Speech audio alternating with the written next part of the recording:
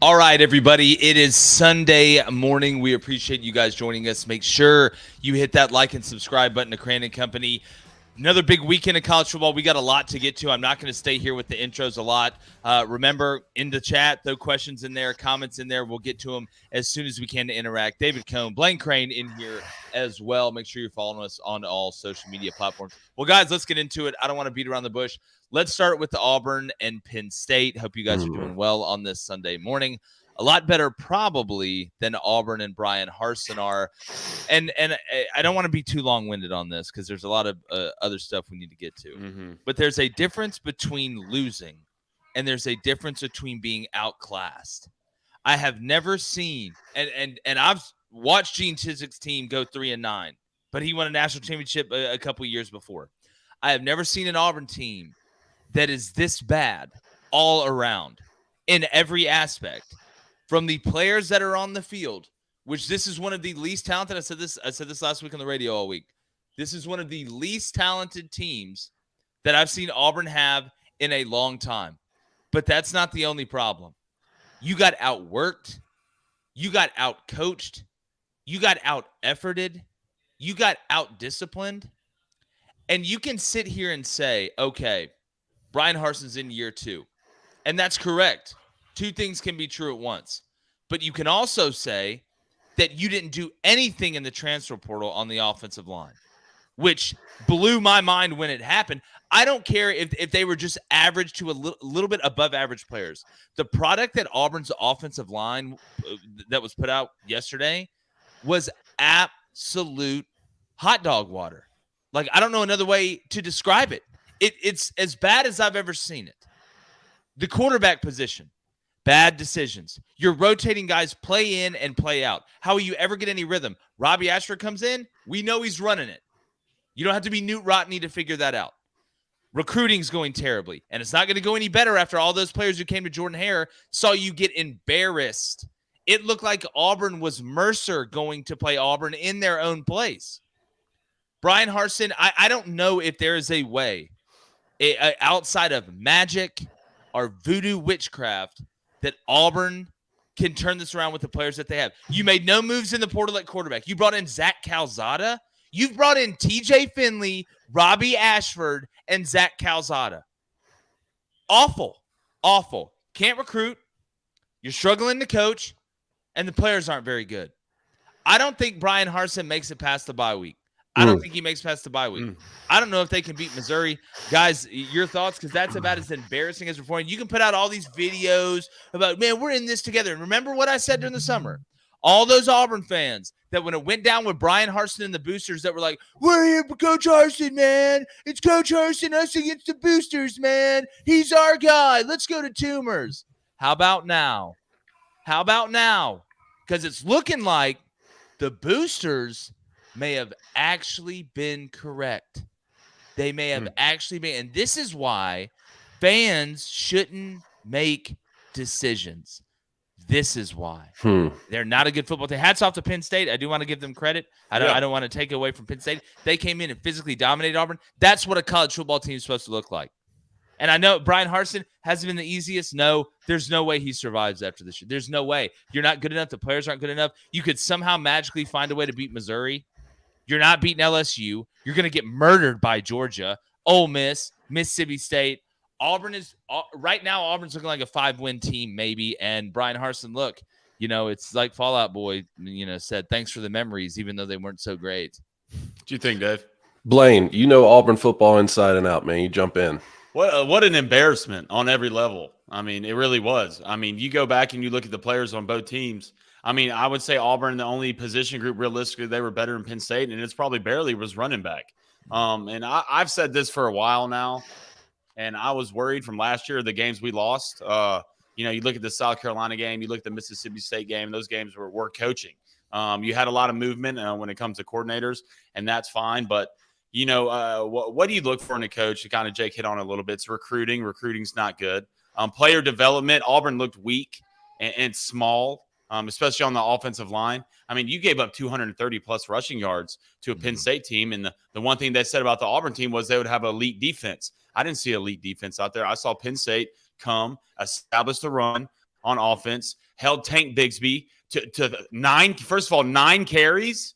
You give Tank Bigsby 9 carries, the best player on your football team, for 39 yards. The offensive line looked bad. Receivers couldn't get open. TJ Finley, just the quarterback room in general. I mean, you're putting 2 mediocre quarterbacks out there. I don't care which one you put out there. It's going to be a mediocre performance because you go back to the transfer portal. All the names. And if you're bad at other positions, there's one position that can kind of fix that. All right, and that's quarterback. All the names you had in the portal, a JT Daniels, a Dylan Gabriel, a Caleb Williams, impact guys that you could come put on your roster. You get Zach Calzada, who the first word, we talked about it many times, the first word you describe him as is tough. All right, it's tough. He's your 3rd string quarterback after all the talent that's in that portal. But it was just embarrassing. I mean, you have everything. You have the crowd. Right, the crowd. I feel bad for the fans almost. I do too. Showed up. They were ready to go. I mean, that place was packed. The environment was wild. And you go back, I don't know how Auburn scored 12. Yeah, go ahead. The 3 third downs they got, it was a 3rd and 13, like a 3rd and 17, a 3rd and 20. It was bad right when the game started. I knew when they ran that first play and got 6 yards, and I know Owen Papo might have clean Clippers clock the next play, that they're going to establish it up front. And if you let a Penn State establish things up front, you're not going to be close in that game. And you saw a discrepancy in talent. Auburn about has as much talent as Missouri. Yeah.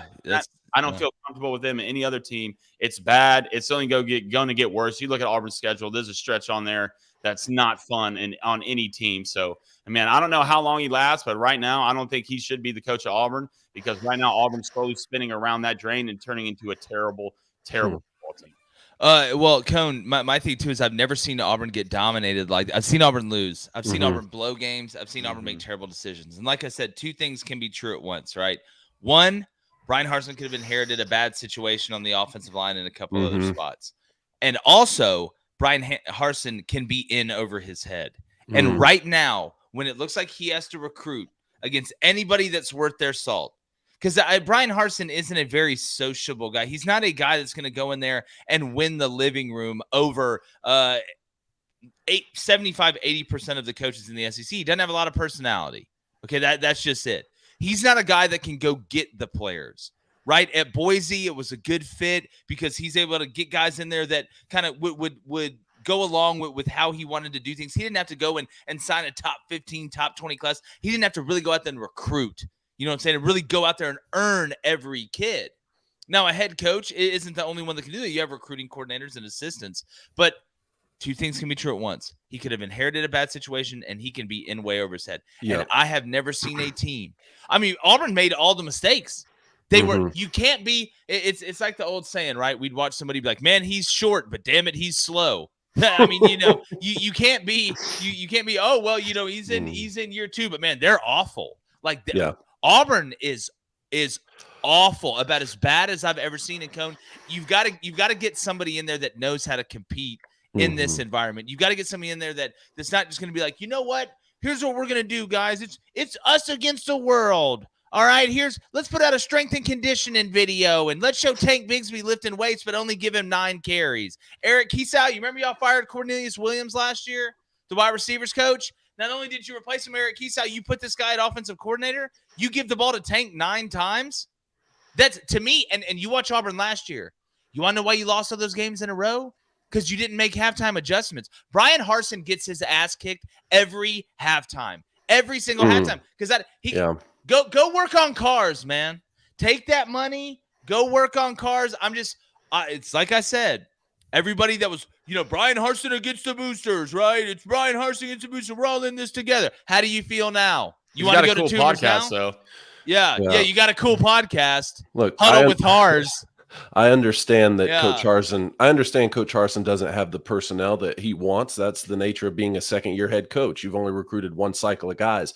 But great coaches figure out a way to overperform with the personnel that they have. Great coaches figure out a way to underperform with inferior personnel. Now, this was a good Penn State team. Let's talk about Penn State. This was a good Penn State team. Yeah. This wasn't a great Penn State team. It wasn't like you lost 42-12 at Georgia. Right. So I want to make sure that Penn State gets the credit. But to me, an Auburn football team shouldn't lose 42-12 in Jordan Hare. Not when you're able in the day of the transfer portal and in today's age to be able to go and get guys like that to be able to perform. So I don't know what the future holds for Coach Harson. I don't know if he's going to be fired in the middle of the season, Jake, like you think so. But when I'm looking down at the stat line, it's turnovers. You can't turn the football over. 4-0 in the turnover possession. I mean, time of possession was fairly close. Yardage was fairly close, but you can't turn the football over and expect to beat Penn State at home.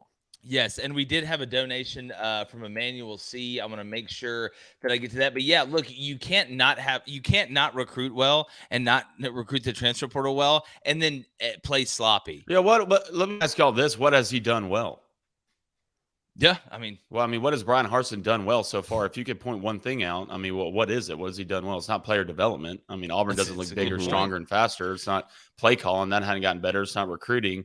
It's not halftime adjustments. It's not the transfer portal. How many L's do you have to take? Because maybe this guy's just not the right guy for the job. Yeah, that's interesting you say it, because I was thinking too. This guy, we remember Brian Harson as calling plays at Boise State and the Statue of Liberty play and sort of being a schematical guy. Jake, we talk about it all the time. You have two types of head coaches, right? You have the CEO types, like what a Nick Saban is, and you have the schematical guys. Like when Lane Kiffin gets hired, or when Steve Sarkisian gets hired, or when Mike Leach goes to Mississippi State, those guys are coming in to make a difference schematically, right? So that's what surprises me so much about Brian Harson at Auburn is the fact that they're not better than anyone schematically. He's not able to out-scheme anyone on Saturdays, but then also on top of that isn't able to set the culture and be a CEO type by bringing in guys. We applauded him in his first year by bringing in, Derek Mason on the defensive side of the ball, Mike Bobo on the offensive side of the ball, and saying at least he's bringing in SEC guys because he understands that they're going to be difference makers.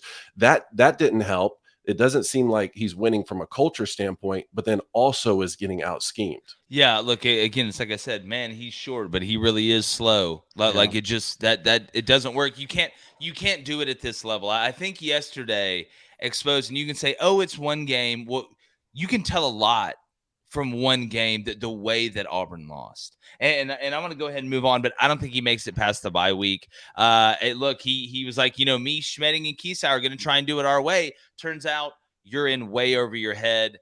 Take that buyout, man. Go do your thing. Go to the beach, where you don't have to worry about boosters or any of that stuff because, it ended up fleecing Auburn. And it goes to show you this is why fans shouldn't make decisions. This is why, because this happens. All right. Oh, Brian Harson, let's keep him. Let's keep him and see what he can do. And you know what, Bo Nix? Screw Bo Nix. Yeah, let's get Bo Nix out of here. Look at TJ Finley. Terrible. Terrible. Covered up a lot of problems. Player. Robbie Ashford, good runner, not nearly where he needs to be yet as a quarterback. Calzada can't even beat those guys out. So at some point, how bad is your evaluation? Like, you can't not be able to coach schematically and not be able to recruit. That doesn't work. You've got to be great at one and try and be good at the other, or be elite at one and be okay at the other. Brian Harson can do neither. He will not be the coach at Auburn going into the next year, and we're going to go over candidates Monday. So I've got a list of candidates in my mind. You already know one of them. Go get Hugh Freeze. Go get him. Go get them before Nebraska does, which they won't, but just in case. But speaking about Bo Nix, Oregon, and Emmanuel C., sorry, real quick. Emmanuel C., $5 donor says, has Crain & Co. ever considered having a football season's end award show called the Crainies? Your Heisman could be called the David Cohn Player of the Year Award. Yes. I love that because David was a Heisman candidate. Emmanuel, yes, we can do it. We can wear, suit and tie. Hell, I'll wear a tux. It's whatever. It can go down however you want it. It's like I said, these hands are rated E for everyone. But speaking about rated E for everyone, got good Bo Nix yesterday. Good Bo Nix. For Oregon. 5 combined time. Good for him. He got out.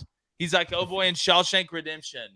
Like when he finally gets out, he crawls through the 1.5 mile tunnel of fecal matter, and he just gets out there, and yesterday he's just putting his hands out. And I was telling somebody on the show, I can't remember who it was. Oh, wait, I remember. It was Blaine. Okay. That not to judge Oregon by the Georgia game and playing against Leonidas and those 300 that Georgia had. You didn't think Oregon was going to mop BYU? No. But you literally said Oregon was terrible.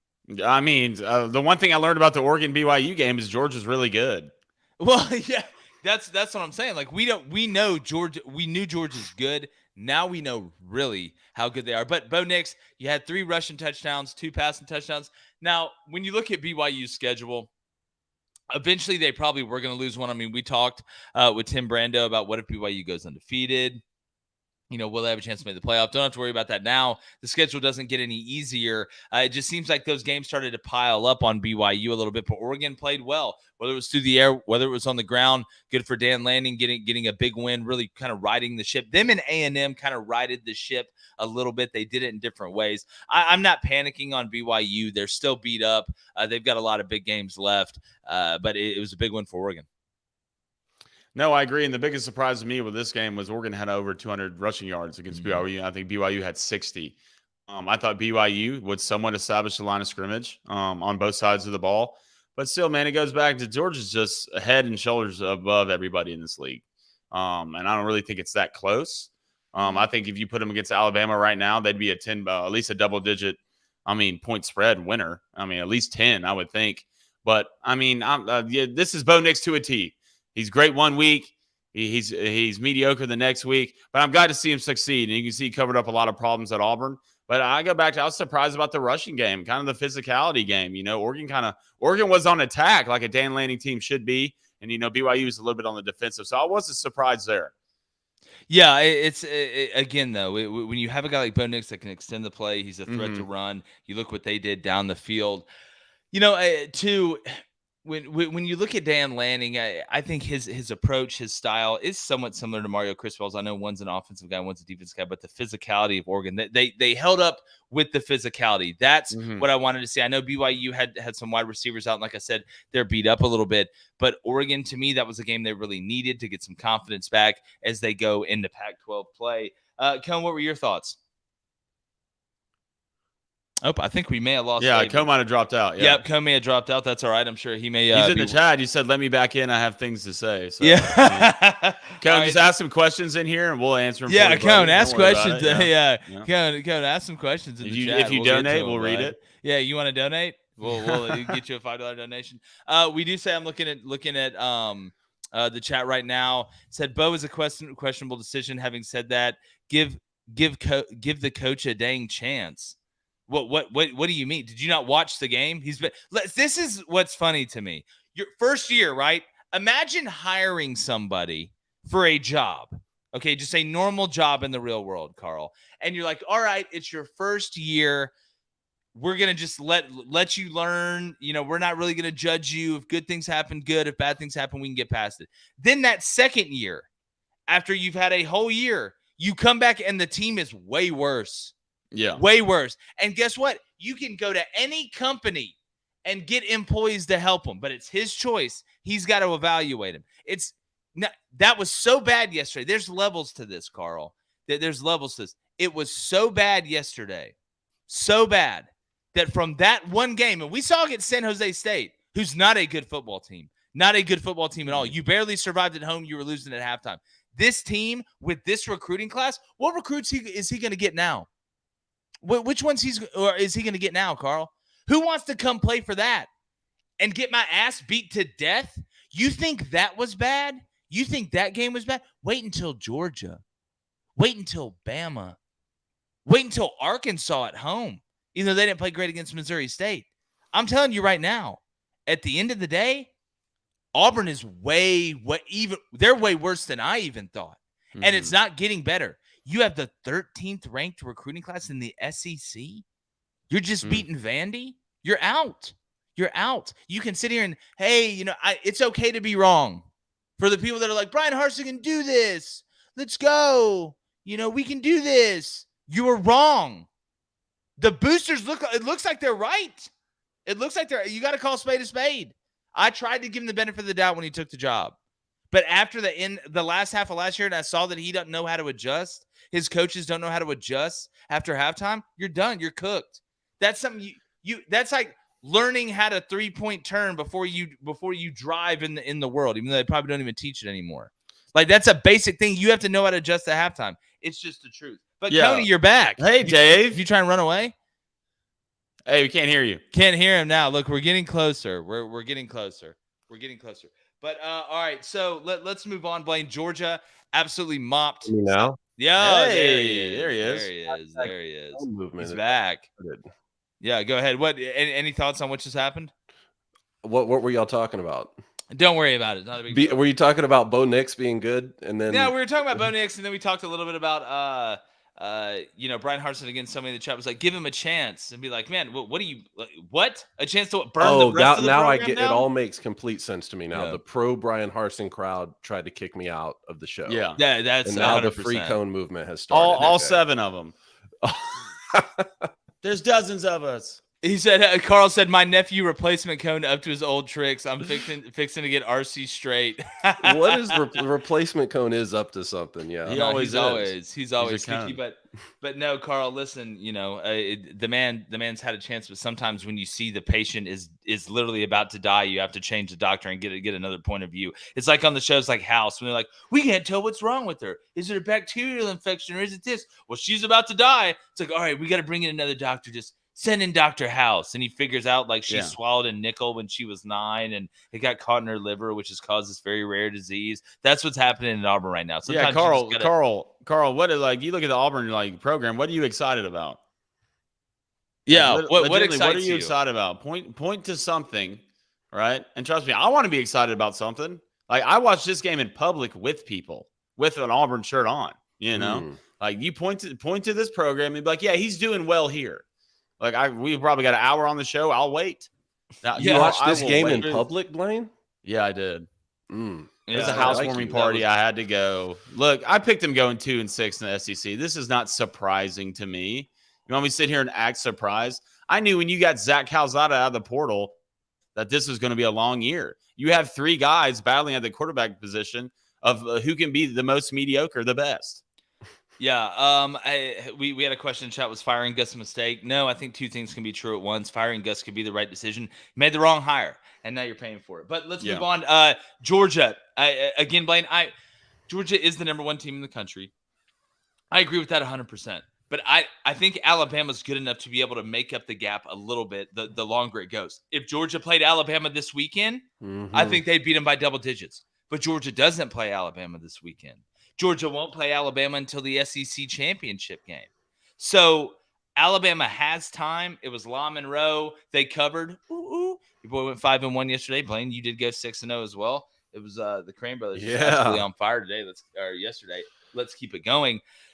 When I look at Georgia, and I said this after the Oregon game, they look as balanced. They look way more balanced to me this year than they did last year, which is as scary as it possibly can get. Georgia can now beat you in multiple ways, not just defensively shutting you out and letting Staquavius do his thing, back there in the pocket a couple times a game. He's out there. I mean, they're running zone read and RPOs, and he's keeping it and juking guys off their shoes. He just looks like a guy, again, that is playing with no fear. And yes, Brock Bowers, to me, I'm going to say it.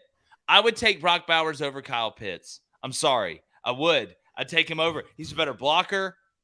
He's unbelievable at navigating inside in the seam. Kyle was great. He was good in the seam, and you put him out wide, and he could go get the jump ball and stuff like that. Brock can do that. Oh, boy, pulled a hat trick, at South Carolina, and the ball he caught in the end zone was an absolute NFL catch. He just does things at that size, at that age, that, to me, he should be one of the few that should be draft eligible after this year. Like if I'm he's him, ready. And he's ready right now. He could play in the NFL right now. But Georgia, to me, looks complete. And what's scarier than a team that has an elite side of the ball and a good side of the ball is a team that is totally balanced, and they're basically elite in every aspect. Because if you're that good in all 3 phases, special teams, offense, defense, you are elite. That is the goal of a team, not to be great on one side of the ball, good on the other, and good on the third. It is to be elite in all 3. And Georgia is elite in all 3. South Carolina, they don't have the cats right now. There is no way that Marcus Satterfield or anybody outside of, like I said, using magic or, finding some ancient scroll in a library that's half burnt down in Mesopotamia. And yeah, you said the words right, and somehow the personnel got better. South Carolina was never winning that game. Marcus Satterfield, I don't think has been very good this year. Spencer Rattler hasn't been very good this year, but they don't have the Cats. It's why I had South Carolina going 5-7 and 6-6 overall, or 6-6 overall, and going 2-6 in the SEC. All right, now you got what at Kentucky? Smells like 0-3 in the SEC, fellas, and I caught hell from that and about Max Johnson, but we'll get to that. What do you think, Dave? Man, I mean, first of all, Brock Bowers, I think, is generational. We'll remember his name for a long, long time. Stetson Bennett is a great quarterback. We need to stop being afraid to say that he is a great quarterback. Some of the throws that he made yesterday, I'm like, look, you could put him on any SEC team, and sure, he wouldn't have the same record that he does while playing quarterback at Georgia, but he's going to get the job done, and he is going to make whatever team he's on better. If you're a Georgia fan right now, look, it's one thing to just assemble all the best players on a team. That's really cool, and it's hard to do, and Kirby Smart has figured out a way to do it, and he learned that from his mentor because Nick Saban's been doing it for a long time, and it's great. It's great to have the best players. But if you're a Georgia fan right now, what has to be exciting you most is the mentality that they bring. They take every single opponent with, it's every single game is serious. They don't take anyone for granted. I don't see that stopping, not only this season, but throughout the Kirby Smart era. So when we talk about them playing Alabama, whether it be in the SEC championship or whether it be in the national championship, my thing is Kirby Smart has this team so dialed in and so focused that it doesn't appear that there are going to be mental lapses. Yeah, go ahead, bud. And they're young. I mean, they're somewhat young too.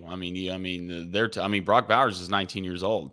I mean, they got true freshmen over there on defense, and realistically, they the only touchdown they've given up was their third strings late in the game, and they're pissed about it. Yeah, they're pissed about That's the only. That's what touchdown. I'm talking about. That's the mentality I'm talking about. And Kirby is building a monster there. You look at Georgia. You turn on the tape against any team against Georgia. The players look different.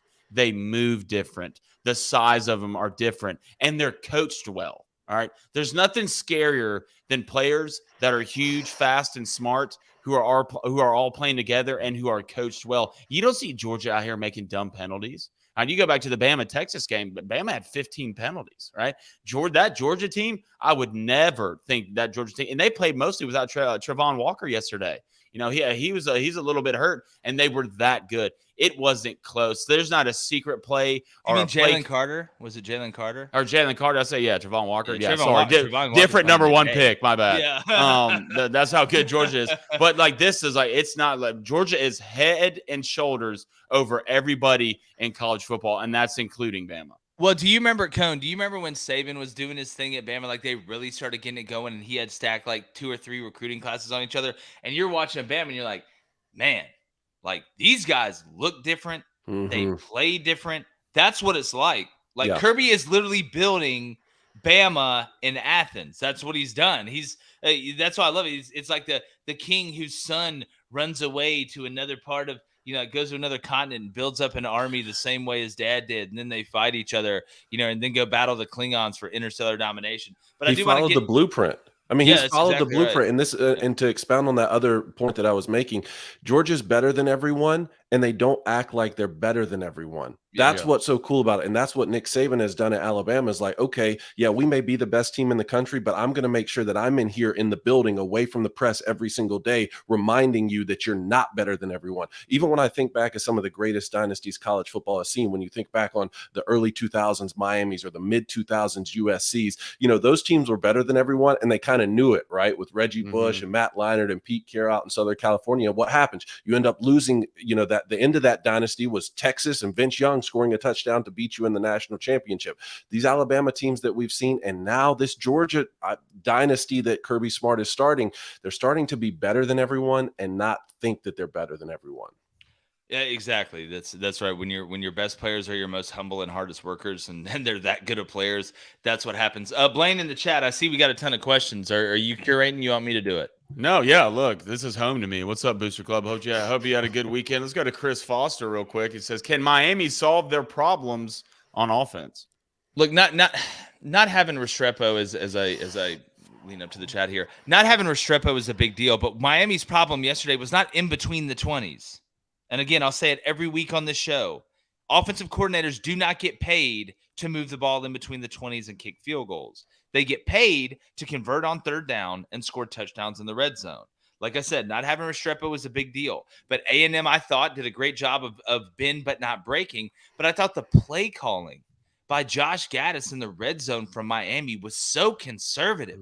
Even at the end of the game, I mean, you got Van Dyke, who's an NFL quarterback.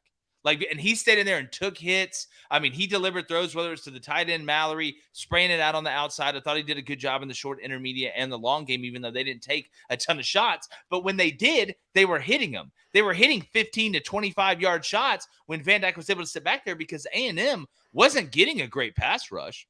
I thought Miami, who ran the ball downhill at A&M pretty well with Knighton and those guys the whole game, Parrish Jr., the Ole Miss transfer. But once they got inside the 20, it was very conservative. It was almost like Mario was afraid to make that mistake or turn the ball over. And I know they struggled a couple times and didn't get points in the red zone, but you still have to take chances. Get Van Dyke on the move. It got to the point where once Miami got inside the 20, you knew first down was a run. The only thing you didn't know was which one of the 3 to 4 different run plays, inside zone, or are they going to run gap scheme, anything like that, are you going to get?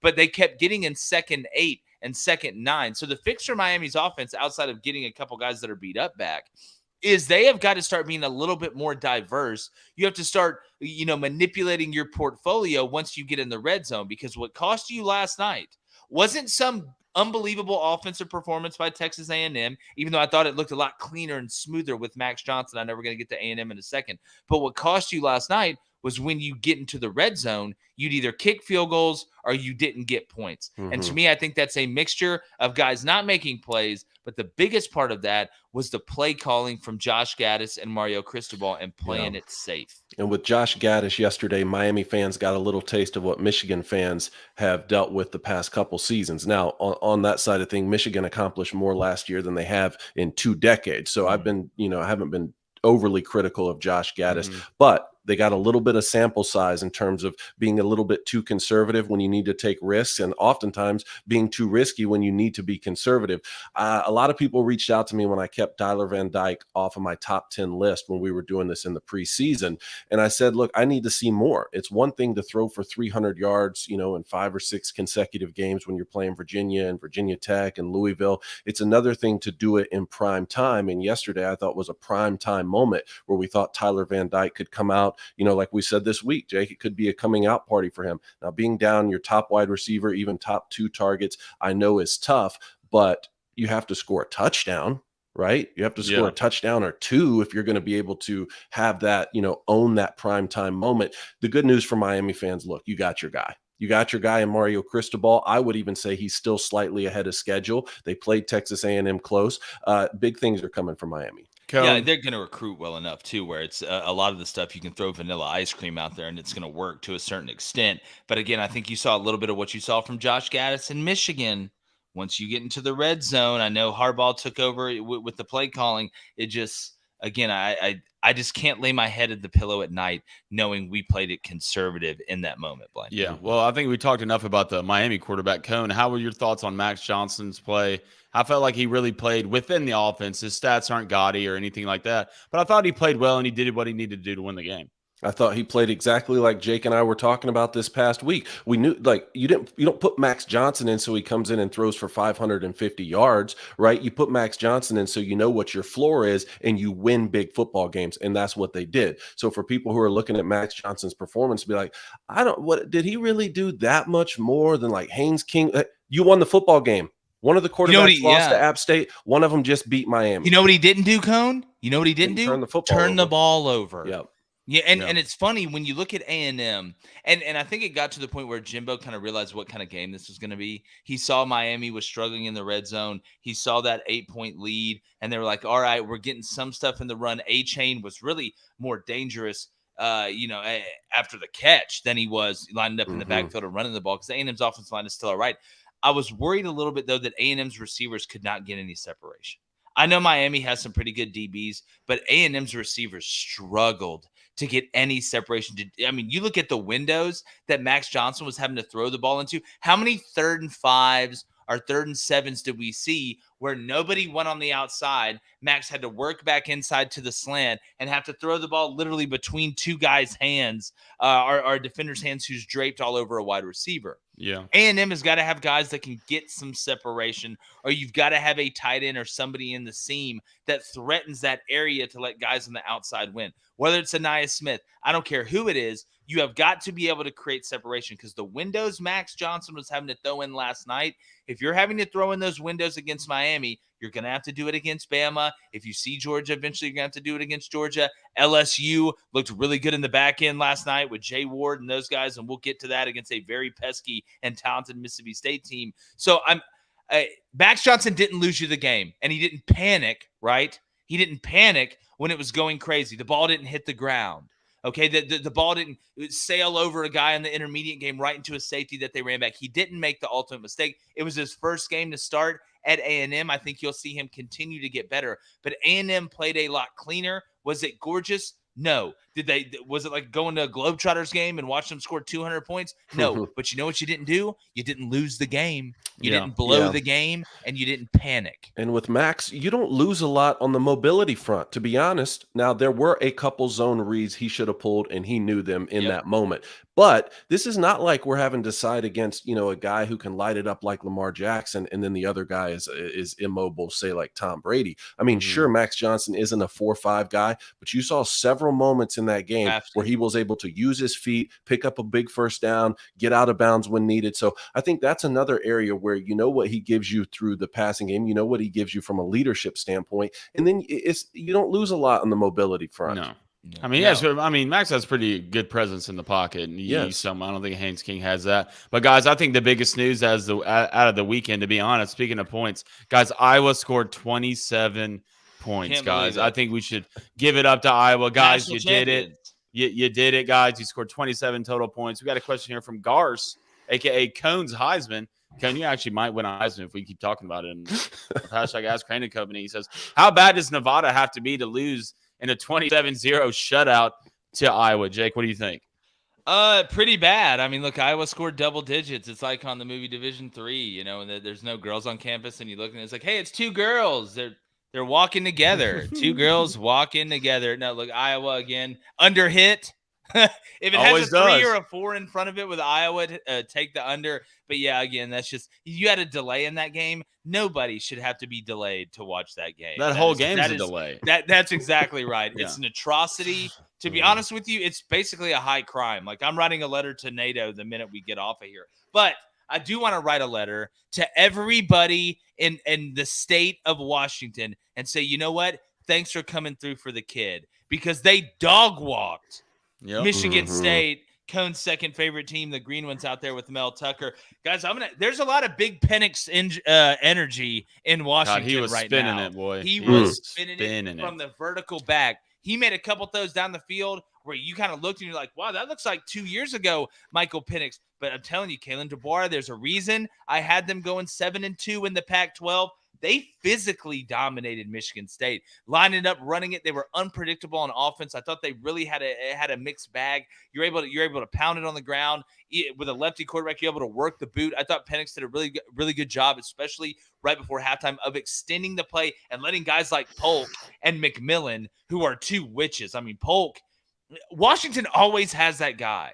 They always have that guy that's like not huge, but he's unbelievably fast and he makes big catches. Polk has really strong hands, and Polk helped bury him. And look, Michigan State, there's a lot of questions with Peyton Thorne, and they did give it a good run in the end and lose by 11. But guys, this Washington team is for real. They are for real on offense. They're for real on defense. They're for real on special teams. The coaching staff, it's kind of got the new bag feel to it with DeBoer and then there. How good, Blaine, I'll start with you, is this Washington team? I mean, they're pretty good. They surprised me. I knew they'd be decent somewhat, but I mean, they surprised me probably because the physicality of them. I mean, the quarterback can spin it. They got wide receivers, but they're playing football up front on both sides of the ball. And this Michigan State team, I want to go back. Since I saw Michigan State play against Wyoming, it was either Wyoming or Western Michigan. I didn't believe in him. We had Big Game Boomer on the show. I believe you had him in his top 4. I was like, there is no way. You go back to their defense last year. I mean, they were pretty good on third down, I believe, but they the pass rush was non-existent. People would push the ball. They beat them between the tackles. So I wasn't ever a big Michigan State guy, but I was more impressed with Washington and the physicality that Washington brought to this game. There wasn't a time in this game where I felt like they were uncomfortable. Well, Penix was uncomfortable in the pocket. He was moving well. There wasn't a pass he couldn't throw. So Washington, Jake, and I'll give kudos to you on calling it 7-2, but Washington might be a team you need to watch out for that may be a little bit of a dark horse, rolling to late in the season. Yeah, is Washington this year's Utah? I mean, could be. I'm interested to see that matchup if we get it. I mean, Michael Penix Jr. reminded us of why Indiana had such a special season 2 years ago. I mean, last season had to deal with a lot of injuries. Indiana just wasn't the same. He comes over to Washington. Jake, that rollout over that he hit back across the field, I was watching him spin that play. I was like, this is unbelievable. Like, this kid can spin the football and he has wheels. Washington is going to be a force to reckon with for the rest of the season. I agree with you guys. I have a lot of questions about Michigan State. I don't know how good of a football team they are right now, and that should scare every Michigan and really Ohio fan out there, because it's like you'd rather Michigan State be really good, because it seems like whenever they're middle of the pack is when they jump up and win those big games. Guys, can I go through this schedule really quick for Washington? Yes.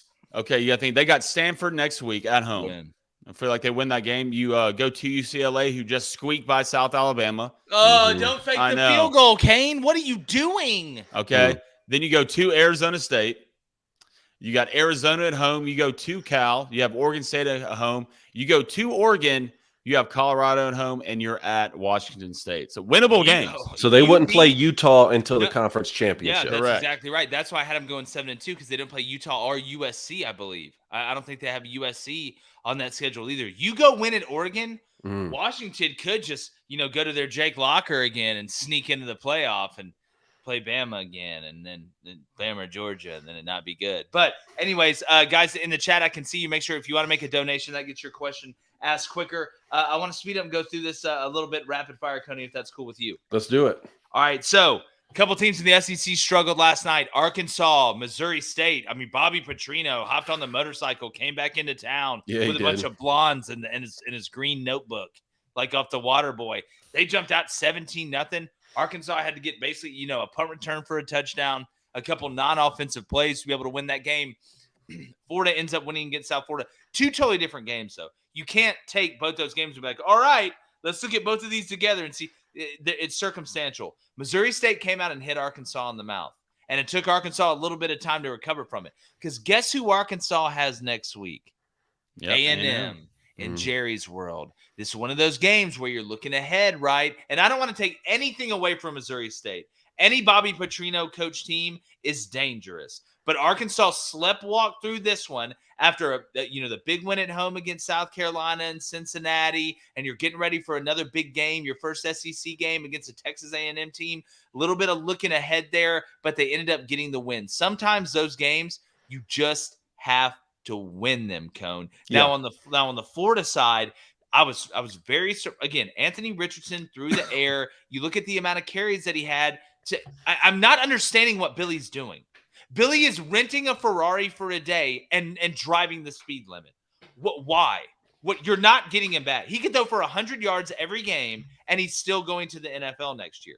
You're trying to turn him into something that he's not going to be until he's 2 or 3 years deep in the NFL, maybe.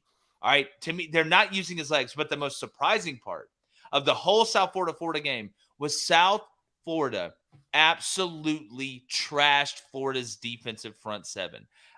This same South Florida team, all right, that BYU absolutely worked up and down the field on the line of scrimmage in South Florida, went down to the swamp and pushed Florida's defense around. Cone, I'll start with you. Your thoughts on Arkansas squeaking by and Florida really squeaking by and not keeping steady. Florida fans should be more concerned than Arkansas fans because, like you said, I think Arkansas fans were looking ahead just a little bit. And also the added element, the personal element of Bobby Petrino having coached at Arkansas. Obviously, he was game planning them as hard as he could game plan anybody. Not great. If you're an Arkansas fan, obviously you want to win that game more than that, but everything you want is still in front of you. I would be a little bit more worried if I'm a Florida fan right now, just because everything against Utah on the ground, you were able to do whatever you wanted. Now it seems like the last couple games, they haven't been able to really get things going. And my question is, was this a situation in the offseason where you just game plan for number 7, the number 7 team in the country as well as you could, and you're really not as good as everyone thought? Or is this a situation where maybe they're looking ahead to the SEC schedule a little bit? You've already beaten a good Utah team, and Kentucky just sort of had their way with you. I don't know. You got Tennessee next week, Cone. Yeah, you got Tennessee next week. So on the road. On the road. And I'm not here to be like, oh, well, every time the SEC doesn't play good against a non-conference team, they were looking ahead. That's not what I'm saying.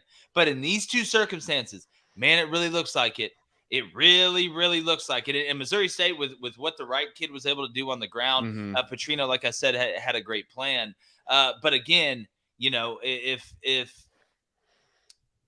you actually watch at the end of that South Florida game, the fact that kicker even got that ball was amazing after that hold was one of the best special teams plays that Agreed. I saw. That and UTSA getting surprised on side, which I was shocked that UTSA didn't cover. Really was, especially the way they jumped out. I think they were up 17-7, something like that, with a beat up Texas team. You got to take your hat off to Sark and them for being able to not look ahead, or not after that tough defeat against Alabama, being able to come back, being down in a game that we know is UTSA's Super Bowl. It absolutely shocked me. And win the second half. Sark went in at halftime and won that second half. That's exactly what good right. coaches do. That's exactly right. That's what good coaches do. All right, as well, Wake Forest barely survives Liberty. Liberty ran Philly special on a 2-point play at the end. Wake Forest ended up staying home, which absolutely never happens during Philly special, so that was interesting to see. But Hugh Freeze, all he's doing is out there just playing top 25 teams close with the school, with Liberty, okay, which is some people think it's in the same conference as University of Phoenix and Purdue Global and stuff like that. It just, again, get this man to the big stage. Come to Auburn, you. Listen, it's just me and you talking right now. I have a couple here too. It's ASMR. Marcus Freeman with his first win at Notre Dame. Tulane beating Kansas State. I was surprised by that one. And then LSU, boys. Big win for LSU. Yes. Love to see it. LSU looked like LSU. Okay. Here's what I'm going to say. Here's what I'm saying about LSU. Mississippi State, I think, is the better team. I honestly think Mississippi State has a better team. What shocked me about this game was that last minute of the first half. Because remember, Mississippi State was up, 13-0? Somewhere around there. 13-6. Going into the last minute of the first half, I believe it was 13-0. LSU scored right as the half was ending, I think. Double check me on that. But Jayden Daniels couldn't get it going through the air. He was taken off. It was the same Jayden Daniels we saw against Florida State, right? That same offense. Can't get the pass game going. We're going to run around. I'll hit the intermediate. If they're going to back off for some reason, we'll run stick to the field, quick out, stuff like that. Get us in 2nd and 4. We'll try and pound the ball. Armani Goodwin, again, he had the dread shaking and the ground quaking the way he was running the ball yesterday. It was good to see John Emery back. But LSU just out-physicaled Mississippi State in that second half. They hit. Watching LSU secondary fly around and hit people is just fun to watch because that's who they are. Deep down, that's who LSU is, what you saw in that second half. And they overwhelmed them at home. Jayden Daniels is able to break through on the ground there and get that touchdown. And Will Rogers, if you look, I thought he made some good throws. But Mississippi State, to me, I still think that it's weird watching Mississippi State run the ball that much. It's still weird watching them do it. Is Mike Leach evolving in front of our eyes a little bit after being in the SEC a couple years and realizing how people are playing them? Then you go see how they played against Arizona when they won, and I believe they had over 100-yard rushers in each of their first 2 games. Yeah. So it looks like, Mike Leach is evolving to the second phase of the Pokemon before you get to the Charizard. But it didn't work in the second half because LSU is that fast. They're that talented. That's the difference between LSU and Auburn. Right. Number one, they made adjustments in the second half, but LSU has cats running around there that if they play well can win. Auburn doesn't. Auburn doesn't have good enough players. Auburn can play well and lose to average teams. So when you're trying to compare Auburn and LSU or Auburn and these other teams, and look, Auburn has no way out. There's absolutely no way out. LSU, if they play clean like they did last night for the most part. Now, Mississippi State helped them on that drop punt, boys. Let's not forget about that. Dude, there's so many teams dropping punts. It's ridiculous. It's ridiculous. You would think the ball was just, they splashed it in COVID and butter. Like, I don't know. I thought Mississippi State was going to win this football game. And I'll tell you what's really great for LSU is it's not like you just had better athletes running around and you jumped out to a big lead and then Mississippi State crawled back and you ended up hanging on and winning at the end. It was the exact opposite of that. LSU outscored Mississippi State 21-0 in the fourth quarter. And for a team where we had a lot of questions like, hey, do you think they still have some culture problems in the locker room? And we were talking about Keishawn Butte and like how bad could it get for Brian Kelly as he tries to establish that new culture at LSU? That's what you have to be excited about, is going and taking that win at the end of the game, dominating in the fourth quarter, 21-0, huge win for LSU. Well, LSU looked like LSU. Like, this is what I'm saying. On defense, that's how LSU looks. They were flying around. When they get to the point of contact, you're going to feel me when I hit you. Jay Ward, those guys physically dominated. And you go back, they had over 200 yards of rushing, like the LSU teams we know. They were getting after Will in the pocket. The DBs were playing great. And there wasn't really a point in that game where I looked and said, well, Mississippi State's the better team. I don't think Mississippi State was the better team. The way neutral site, you don't think Mississippi the way they got beat, the way they got 25 passes. The way Mississippi State got beat was between the tackles. That's how they got beat. John Emery was running. They had over 200. I want to use the average yard carry. I have to go look it up. But they started leaning on them. And an LSU team, and I know it's Mississippi State, and Mike Leach is running the ball twice as much as he ran last year. I mean, it's good for Mike. Great coaches evolve. He has to do it just to be balanced somewhat. But LSU, look, they were flying around, having fun, talking ish. That's the LSU team I know. And that's what the LSU team we saw against Mississippi State. They looked like LSU. And that's, if you're the SEC, I mean, you need to be somewhat scary, because if LSU figures it out, and I don't know, I don't think they have the quarterback play to compete with the best. But if they figure it out, they could play with almost anybody other than Alabama and Georgia. I would say someone Alabama other than Georgia, because Georgia's head and shoulders over everybody. But an LSU team that's having fun, are all swimming together, is scary in the SEC. Well, yeah, they're good enough on defense and they're athletic enough on defense, and Jaden Daniels is their best runner. This offense isn't going to blow the ball out of the scoreboard. Jaden Daniels, the quarterback, 16 carries for 93 yards. If you take Jaden Daniels out, all right, their leading rusher had 75 yards. All right, a lot of it was Jaden Daniels, and it wasn't just, design quarterback run or zone read that I'm going to keep. A lot of it is him making one read and taking off and seeing what he can get. And the better he gets at that, getting to his second read and then taking off, the more dangerous LSU will be. But this is not a super potent offense. There isn't a ton of weapons on the up. Now, Neighbors, I was so happy to see that from Malik Neighbors after he dropped those punts against Florida State, because the kid is an immense talent, and it shows you how much they trust him and how much dog that Malik Neighbors has, that on third down, especially in the second half, it was Malik Neighbors. They were going to find Malik. It was not Keishawn Butte.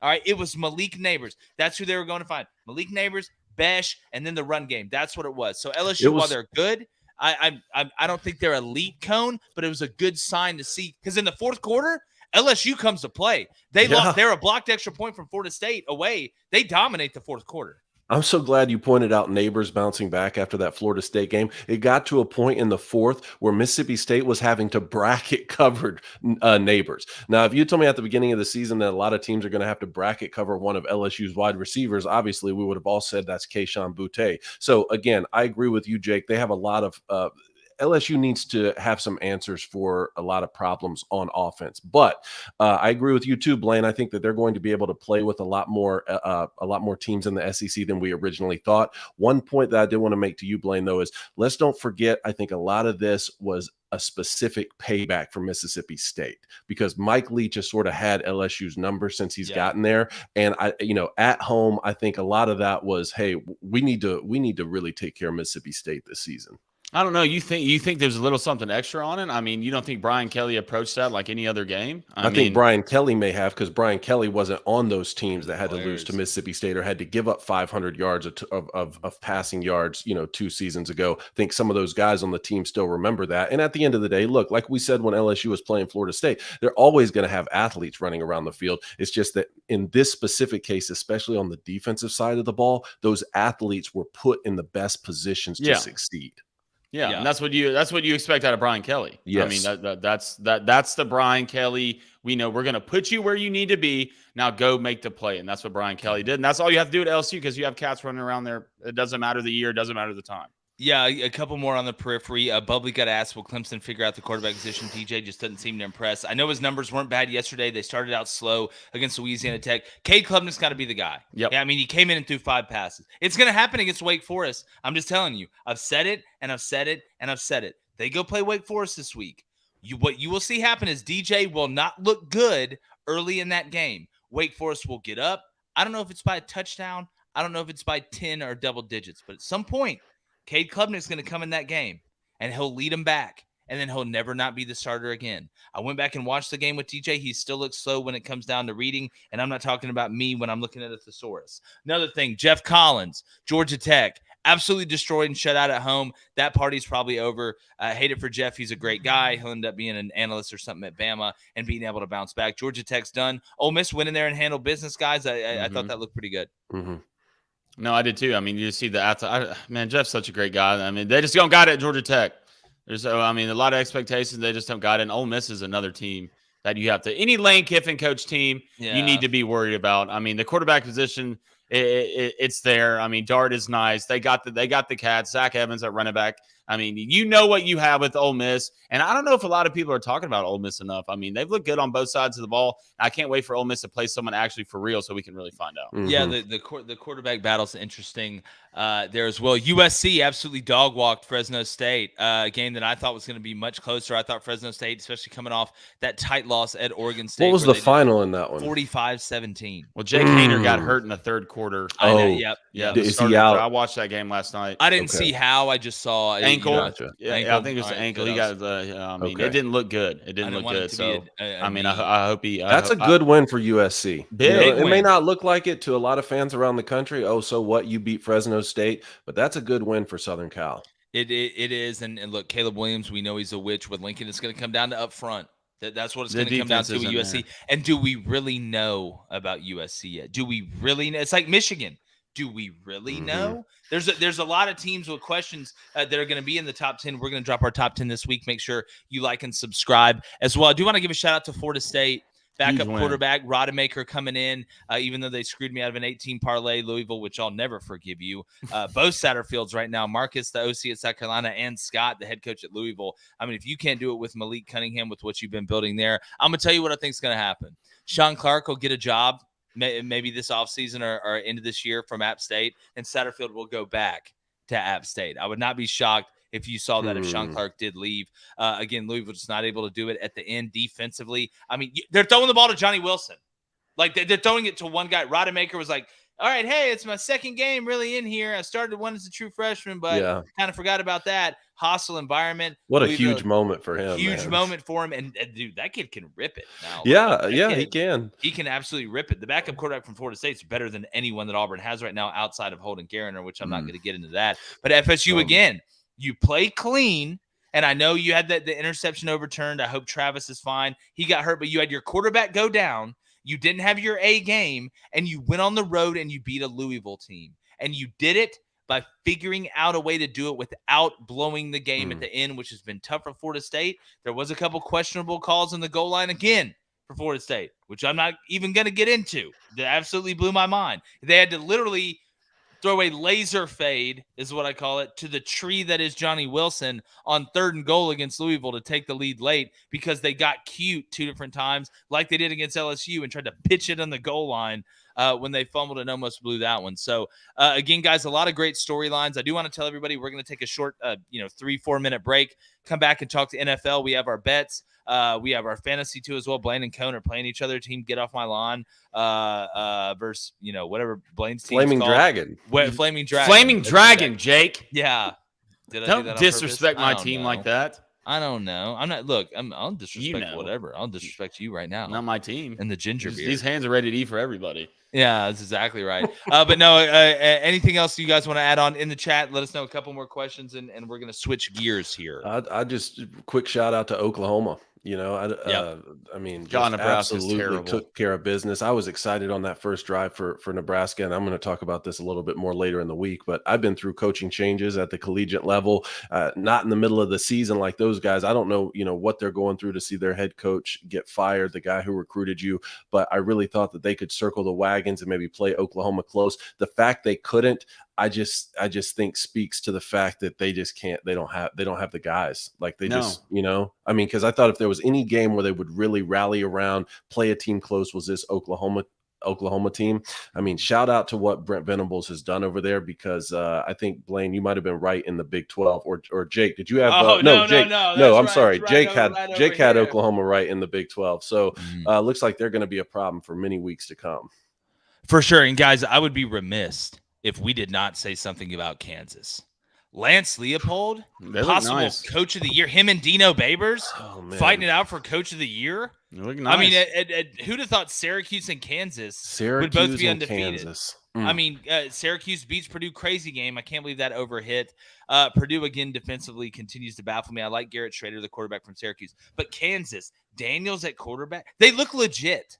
Like Kansas looks not elite, or they're going to win the Big 12. But Kansas looks like a team you're like, wow, this team it's a good team. I had them plus 10.5 on the sharp. I should have just took a money line. I just, again, I'm watching Kansas. I'm like, this is weird for me to see, because I'm used to seeing Kansas look so bad and make, plays you laugh at, and you're like, all they do is care about basketball. Then I turn on the game and watch them against Houston, and Daniels is making the right decisions with the ball, whether it's running on the zone read with the RPO. He throws the ball well enough to be a threat. He gets in the red zone and makes great decisions. And there's a possibility we could have an undefeated Kansas at 6-0 playing an undefeated Oklahoma in the Big 12 in a match you never saw coming, but deep down in places you don't want to talk about, you always want. Hey, Mike Fort in the chat just said Kansas plays 3-0 Duke next week. That's going to be interesting. A battle. Who would have thought? That's exactly right. Are we back in NOLA? Are we back in the Final Four? I got a couple questions for you guys, if I can ask. Yes. All right. The first thing comes to you. I believe J.J. McCarthy's hurt. It might be our Cade McNamara. McNamara's hurt for a couple of weeks. JJ's going to be the guy. How do you feel about that? I feel less bad about it than some information I heard this past week, which was that when Cade McNamara went in and threw a couple incompletions against Hawaii, that the fans booed him in the big house. I still have not seen the clip for myself, but I've heard this from people who were at the game. If that's the case, that is absolutely unacceptable with all that Cade McNamara has done for the program. Again, I haven't seen the clip. If he's banged up and he's hurt, look, we hate that too, because like I said, he's a team captain. And as much as J.J. McCarthy is a threat on the ground, if he's going to be running the ball a lot, there's always a chance for injuries, especially when you're running through the Big Ten East slate. You need Cade McNamara to come back healthy and be able to come in case we need him later on down the road. But one thing is clear. J.J. McCarthy is the starting quarterback at Michigan. He's won that job. He deserves that job. He may have won it sooner if he hadn't had a shoulder injury in spring practice. I see big things from Michigan this season, even though they haven't played anyone just yet, and we can make fun of their schedule. At least they're playing efficient football, because it was only 4 or 5 seasons ago under Jim Harbaugh that they could have played someone like UConn or Hawaii and won that game 34-17. Right? There's a big difference between 34-17 and 57-0. So if you're a Michigan fan, I think the sky's the limit right now. You got to take care of business when the Big Ten East slate starts. And Jake, Nebraska fans, you go back and watch, we're screaming, we want Urban when Urban was on set. What do you think about that? Is Urban Meyer the guy for Nebraska? Well, look, how bad do you want to win, Nebraska? Like, it comes down to this. Let's at Auburn, we made this choice a long time ago. Like we winning matters more than anything. It does. I'm sorry. I hate to burst everybody's bubble. People aren't doing this in college sports to make this money a lot of times out of just the goodness of their heart. Okay, this isn't like a nonprofit open for like puppies and kids who've lost their way and like stuff like that. That's not what kind of a little bit in some places on the other. But Nebraska, how bad do y'all want to win? Y'all want to be dominant? Y'all want to have a chance to be dominant again? You want to be respected? Sometimes you got to take a little bit hit of character. People make mistakes. They make mistakes all the time. You know what Urban Meyer doesn't make mistakes in? Recruiting, winning, coaching. How bad do y'all want? Look, I know there's nothing to do out there. I've been out there. I lived in Kansas. Hey, baseball season. I know what's going on. All right. Y'all need this. Y'all need this bad. Y'all sell out stadium. There'll be 820,000 people at a Nebraska game. You got 82,000. They hire Urban Meyer. They'll turn the whole state of Nebraska into just one stadium. It'll be just one stadium, the whole state. They'll put fences around everywhere. There'll be I don't know the population of Nebraska. There'll be 4.27 million people every game for Urban Meyer. And guess what? Y'all will be good again. The question is, how bad y'all want to win? Trev Alberts, how bad do you want to win? You want to have the guy that everybody looks at and says, "Oh man, like Tuck was an Eagle Scout. He done a great job, especially in the community. What he does to these guys off the field. He gets them donuts every Sunday. Can we clip this? Can we clip Jake doing this? That's not what it's about. Like, how bad y'all want to win? Y'all want to be better in Texas? You want to be better in Oklahoma? You're in the Big Ten now. New Big Ten. Michigan, Ohio State. Nobody's talking about it. Northwestern just lost to Southern Illinois at home, and y'all lost to them. How bad y'all want it? Urban will be in there 2 years. Y'all be contending for the playoff because he's going to do it his way. You can go to church and confess it out. Get out all the demons because they don't do church on Sunday. It's on Saturday, Cone. And Saturday's Urban's Day. And if Nebraska wants to be good, we're going to find out. Put a fence around the state, literally. Play the games right in the middle. I don't know exactly where that is. Everybody will show up. But they won't do it. They'll go hire somebody, on the other end. It's like, well, Jeff knits a sweater every year on Valentine's Day for his own mother. That's the type guy we need at Nebraska. No. You need a guy that's going there and is going to do what he's got to do. He's going to get dirty when he's got to get dirty. I would be more willing to give Hugh Freeze a second chance than Urban Meyer a fifth chance. Urban will do it faster. Well, fifth chance to what? Win again? No one can win at the Jaguars. They can win more than Urban Meyer. I'm not talking about the NFL, but Saban didn't win in the NFL. I'm talking about in college. Name one place that Urban Meyer went to in college where they didn't end up being really good at football. Can't name it. And then have a 30 for 30 documentary like 8 years later. But doesn't matter. Nebraska fans right now, y'all would take 2 national championships in 10 years for a 30 for 30, 15 years down the road? They take it in spades. Come on, guys. This is a real world. What about this hot take right here? What about if Auburn went and got Prime? Come on, man. What do you mean? You got a better chance. What do you mean? Come on, man. You got a better chance. Was it an NFL segment? I'm not leaving HBCU to go to Auburn right now. Are Why you crazy? Deion Sanders is only leaving to go to Florida State, and that's not looking like it's going to happen. Exactly. For a little bit now that Mike Norvell turned it around. Go get him. But I think Deion really wants to be there and do Aflac commercials with Saban with a goat. Go get him, Deion. You want to play against the best? Go get him. It's just, look, I'm just telling you again. Urban Meyer, sneaky. It's just what he is. That's what he is. But all right, anything from you guys before we go to the NFL? Let's go to the NFL. All right, we are gonna have a same channel. Stay here. Make sure you like and subscribe. We're gonna take a couple-minute break. You will see the new show pop up with NFL bets, fantasy. No, not that type, Blaine. Fantasy football. So make sure you stay with us in the chat. Remember, one thing real quick. I don't think we talked about this, but shout out App State, man. App State. We're gonna talk about it Monday. Hail Mary, hell of a game. Great for the Sun Belt. That ending was great for the Sun Belt. South Alabama, like we said, blew it. Marshall goes and loses to the Fighting Scott Leffler's Cone and Bowling Green. I know. What a huge win, Scotty Leffler, man. Dip all over his face, calling pick plays. And yeah, I can see it. Mike, App did get lucky a little bit, but guess what?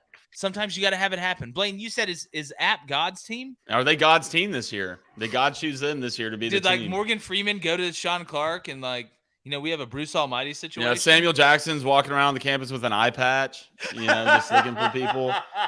It's like, hey, can you shoot bow and arrows? I mean, can you do this? Can you do that? So they might be God's team this year. That's what it's looking like. Did you say Nick Fury, Sam Jackson? Yeah, Nick Fury's walking around campus. That's pretty good. Yeah. That's pretty good. Cone, you got anything else before we switch? No, let's switch it over. All right, y'all stay here. We will be right back. Hang on.